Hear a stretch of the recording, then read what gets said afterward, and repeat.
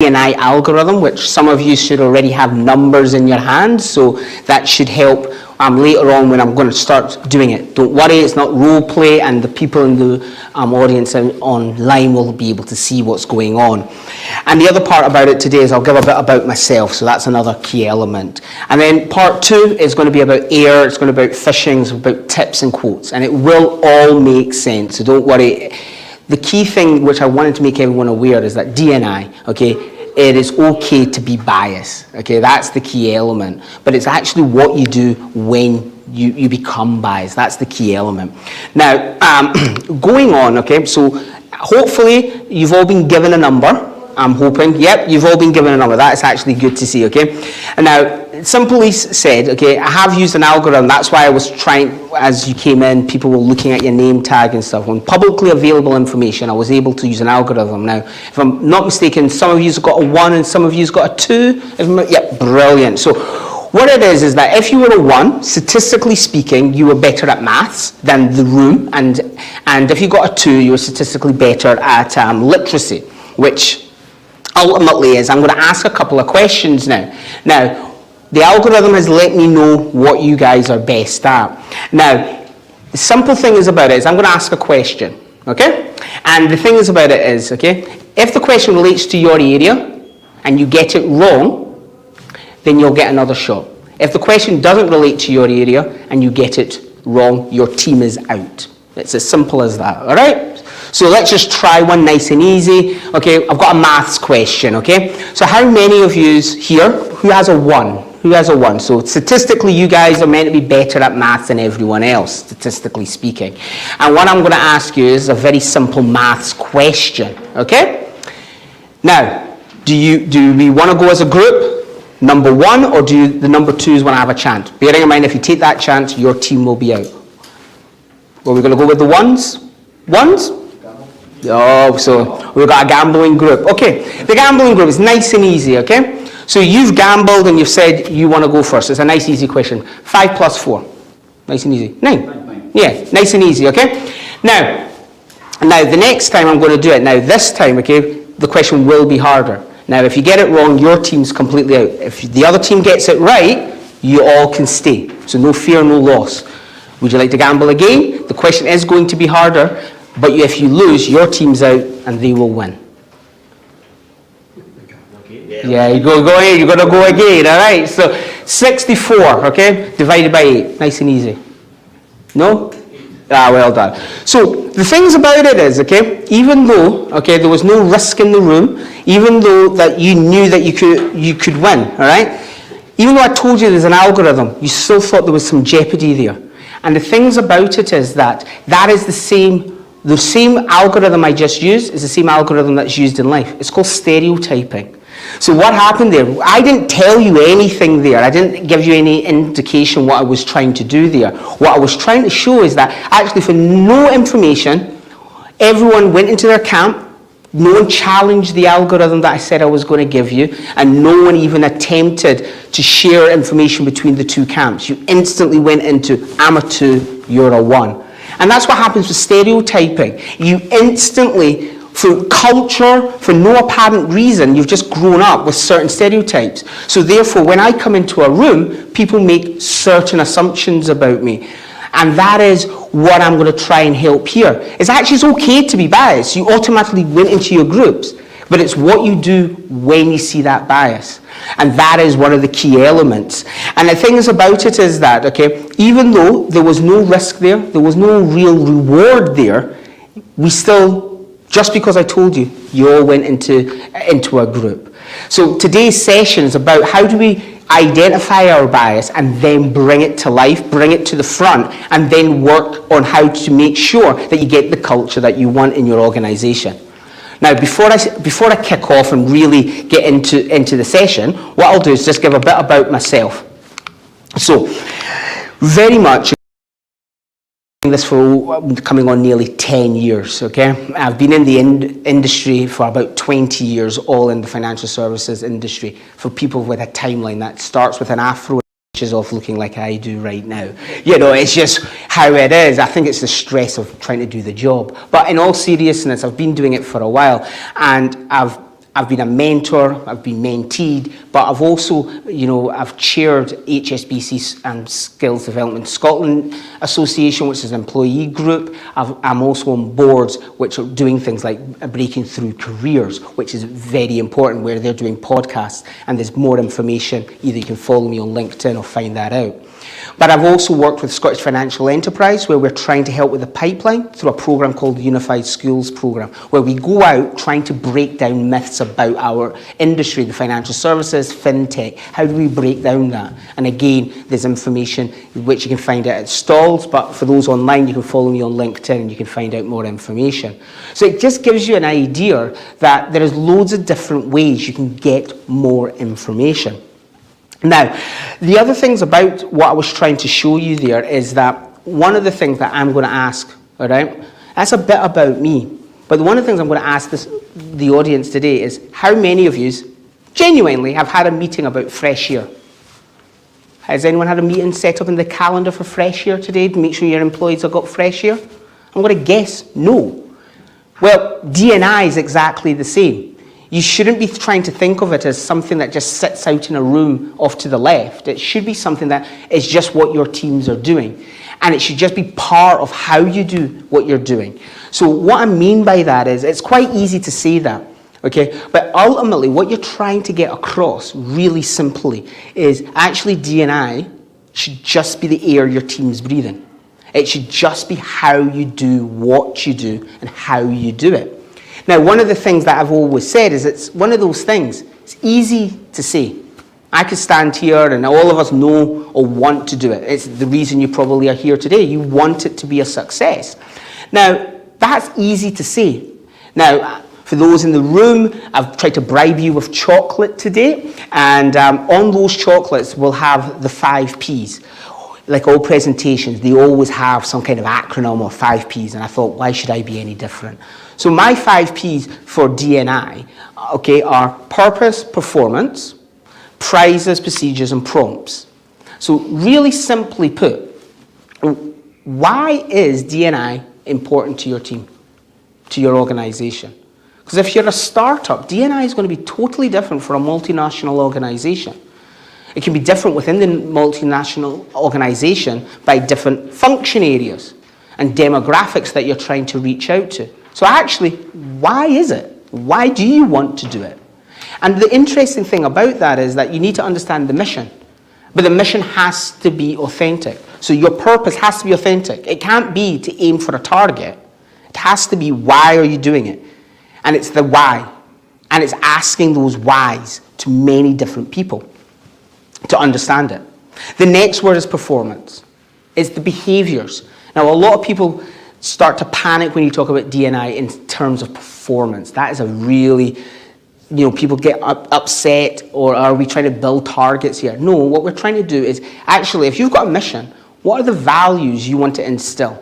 And how are you going to instill those values? So that mission doesn't just become something sitting on a PowerPoint or on a pretty post-it note. How do you bring that to life? The other part about it is also prizes.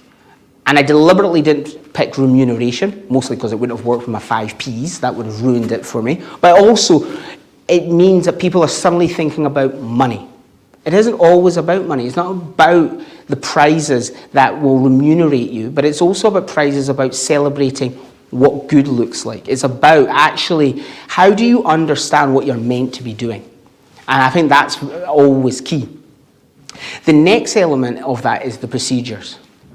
Too many times D&I, as I said at the start, is seen to be sitting off to the left. So it becomes difficult to do. So the right thing, people want to do it, but there isn't procedures to help them do it efficiently. Maybe they don't come with that cultural background. So they know what's the right thing to do, but too scared to make a mistake. And there isn't procedures to help them. Or a process that makes it easy for them to hire, possibly in a non-standard way, where a non-standard culture would come. Because if the culture that you have is the culture you wanted, then the recruitment process that you've got would be working. But if you want to do something different, you might have to go outside your standard procedures. So how do you make your standard procedures easier so that people want to follow it through? And then finally, the prompts.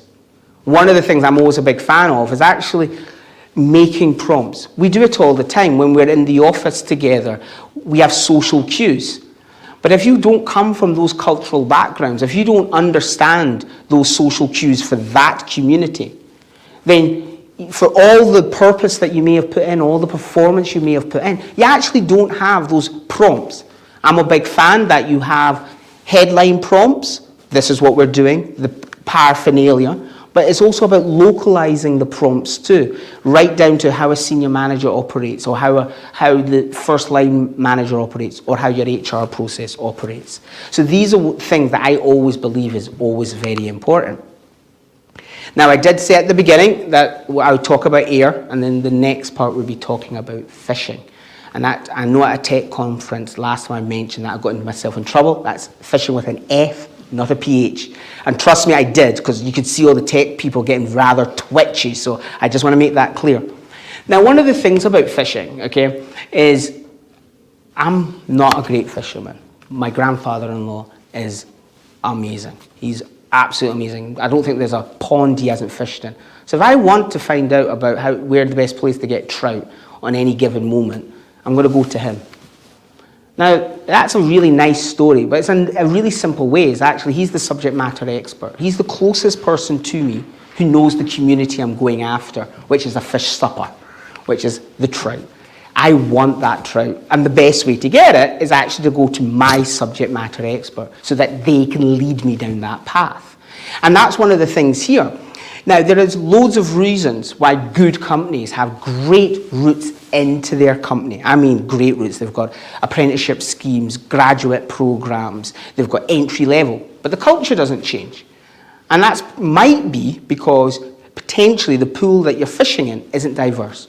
And I hope to talk to you about that. There's social and economic reasons why that might be. And that's bigger than any individual private organisation. And I'm not going to sit here and say a private organisation overnight can fix those things. But what I can say is that if you become subject matter led and you can talk to those communities, but the problem is that maybe in your network you're not engaged with those communities naturally. And that's where organisations like Breaking Through Careers, who do podcasts on your organisations. Because one of the things is some of the communities don't actually know the roles and the jobs that you take for granted are in your industry. But you work with people like Breaking Through Careers who can make podcasts explaining what your careers are. People will then come into your careers. Or you can be with Black Professionals Scotland, for instance, which is a great organisation. Black Professionals Scotland will help bring interns from the black community into your organisation. But again, they're subject matter led. They can help you understand the diversity of the people who will be coming, their backgrounds, where you have to talk to them and give them the information so that they can get the CV to you to have the right information. And I think I even spoke about that earlier with some people when I was upstairs on the stalls. I think the other things about it is that you've also got organisations like, as I said earlier, the Scottish Financial Enterprise, who are bringing industries and industry leaders together to talk about subjects like this. But more importantly, talking about schools. Go to that pipeline early and actually bringing your industry there. But how do you do that? How do you engage with that? And that's where something like Skills Development Scotland or DYW, Development Young Workforce, they can all help. And what I mean by that is that they can bring you engaged with the schools, but they can also help you engage with returning mums into the workforce. They have the skills there to help you out and give you the toolkits that will actually allow you to do more. But there's also Inclusion Scotland, which helps with people with disabilities. Now, they're really good because things that might scare people when they're talking is, what does reasonable adjustment mean? They can advise, they can give you the hints and tips to make reasonable adjustments on what that actually means for the individual that you're trying to hire into your organisation. So it's all about being sort of subject matter led. And then for me, one of the key things is all about, if you can do that, you can change the pool that you're operating in. And it seems simple to say, easy to do. And I'm not going to sit here and stand here in front of you and say that it's an easy thing to do. But one of the things I'm a big fan of is actually what tips are there to actually do it quickly. Because we're all sitting here and we're all keen to do it. And one of the things that I've always noticed about this is that what you need to do is actually sit with, say, the purpose. What does good look like? Because a lot of times people come up with a statement, but they actually don't know when they've reached that and when are they needing a course correct. And that's because there isn't that visualization of what are you trying to achieve. You've said you want diversity and you know what you don't want. But what you haven't actually articulated is what do you want? And that is going to be different, like I said earlier, to each company, to the demographics. Maybe you're in an organization that might take 15 years before you can be fully trained. So diversity in that organization is going to be totally different to a startup who might be hiring every week, every month, because they're growing at an incredible rate. So diversity is going to change. So you need to have that visualization of where are you trying to get to. The other element which you're also wanting to make sure is back to that why. Why does it matter to you, the individual, and to your company? And actually being brave enough to say, well, I've looked at the statistics and they say diversity means, a happier culture, a better return on investment. Well, if you understand why you're doing it, then it makes it easier when you then have to go the hard yards, take the next step, ask that difficult question. But it's also making the environment to actually make that mistake. And that takes me on to performance. That's a bit about, it has to be qualitative. There's going to be a subjectivity to it. But it's also going to be, you are investing in your company. So what you're wanting to do is if you're investing in culture, back to the air, if you're investing in your culture, back to fishing, how are you going to spend that very limited resources to maximize the improvement in your culture so that you can see how it's improving? Because that helps get people involved and come along on the journey with you. Then it's about things like coming up with indicators. Now be careful there. You want to reward the right behaviors. You're not trying to hit a target. And that is about how many black people should there be in a company. 0 might be the answer if you haven't been able to find the talent. How many women should be in the company? Maybe 75%, because maybe that's where all the talent is. So you have to be careful what your targets are. But if you can come up, and this is why it's better to be hooked back to your mission statement, then your targets will naturally flow from that, because you've actually thought, I am trying to get to this picture, and this is where I am. And you want to get along that journey. And then what you've also got is about diversity statistics, which you also have to be careful for local and jurisdiction reasons. You have to be careful what you capture. But again, it isn't about capturing it to track it. It isn't about, getting 15 people with an afro into your team or 10 people who are bald. That isn't going to help your company if all of them are incompetent. It's not going to help. But what it will do is that it can be a warning mechanism. Like, for instance, if you've got an aging team, you might want to be thinking about, in 10 years, what is the succession planning for that team? Well, actually, getting that talent pool in early is going to be difficult, because it might take 3 years to train them. So actually, understanding your aging population in your team is also, you don't want all that great experience just to roll off really quickly. But they might be in a different part of their career and want something different from their career. So again, it's about engaging, being subject matter led there. And then it's about, back to that thing about prizes. Prizes. But it's also about giving someone a prize for actually saying, that didn't work. That hasn't happened. And then saying to them, well, actually, why didn't it work? And having that conversation and making sure that it can be open and transparent. And that's where facilitators, that's where subject matter experts can come in and help facilitate that conversation, especially if the individual or the company doesn't feel like they're equipped to do it. But it's to celebrate that you tried and it hasn't quite worked, and then pick the bones out of what did work. And then it becomes all about your procedures after that, okay? For me, I like to try to keep things simple. You know, I can't keep a lot of information in my head, so I like to keep everything simple. I believe that every company should really boil it down to three key toolkits when it comes to D&I.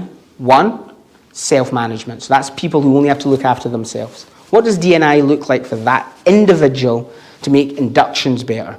So a really simple example of it is if I work in a multinational organization and my team makeup can change at any given moment.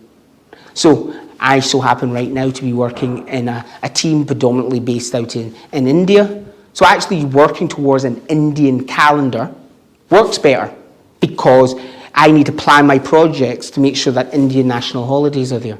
It seems like a simple change, but actually that means my program will better deliver because I'm planning it to coincide with the makeup of my team. My next team might be wholly based in the US, so therefore I'll use a US calendar to make sure their public holidays are planned into the program plan. So that's all about self-management. How does that work? The next one is management of others. So that first level of management or middle management should have a toolkit there to help them. One, to engage the conversation, and one, to influence the strategy above them or the mission statement above them and how they can engage with that and give them the toolkits to have that conversation. And then the final one is, and I see some of you with your titles, is also top management. Those are the three sets, because if you can get your top management to give the why and the mission correctly, and you've got the procedures for your middle set, and you've got the prizes and the procedures to make it easier for your self-awareness, those three sets, and if you keep it as simple as that and give them a toolkit to do it, and those toolkits are made by subject matter experts, then you're on to a chance of moving the dial on your D&I. And then your prompts. Now, there's many different prompts, many different ways to do things, okay? Some of which I've seen work in various companies, and some are used in different disguises, okay? So we've all been here long enough to have known that there was times where you used to put your date of birth on CVs for different reasons. Now, we don't put our date of birth on CVs. There is opportunities there to set up your CV rules and requirements to make it easier for the bias not to be there. There's also, what I also like about doing there is when you're interviewing, one of my favorite things to say is that your company has a dress down policy. It's very relaxed, maybe business casual. But your interview, you don't tell them that on the job description. So for some people, they may not own a suit, and that can be a barrier. Or they might think that they have to be, there's a certain type of person who wears a suit and a tie, and they must wear that and they won't fit in. But actually, that might not fit in with your culture. But unless you tell them, maybe just in a job description or on your website, something as simple to us might actually be a huge thing to someone else who's not used to wearing maybe a suit and tie or come from another industry to transfer across. So it should match up. Your job description should match your culture. I've also seen very many very formal interviews, but the culture is really relaxed. So you're going to get different types of characters who will be successful in your interview, but may not fit into your culture in your company. And that comes back to the whys again. Now, the other thing which I've also said is utilizing local communications. A lot of us will be based in companies that may be based in Scotland or have a headcount in Scotland. Go out into the community, into your local community, get your senior managers who maybe have different jurisdictions and get them out there and get them to understand the community they're operating within and where those subject matter experts exist. So it's been an absolute pleasure. It's been great to have people online there. It's also been great to see people actually below their head. It's always nice, you know, I've been doing this a while, but a lot of it's been online. So I'm going to leave you with a quote, a really simple quote. As we let our own light shine, we consciously give people permission to do the same. And for me, that's a great statement. It's by Marianne Williamson or Coach Carter, the film. It's, for me, what it does, it is, if you don't give the space for the conversation, or if you don't give the space to allow people to come in, or you don't give the space for people to make a mistake, then there isn't an opportunity for individuals to shine in your organisation. But there's also not an opportunity for you to shine and demonstrate that you are doing the best that you can and to get the D&I culture up. So it's been an absolute pleasure. Thank you very much. I look forward to talking to people online through LinkedIn or in the room today, but it's been an absolute pleasure, and thank you very much.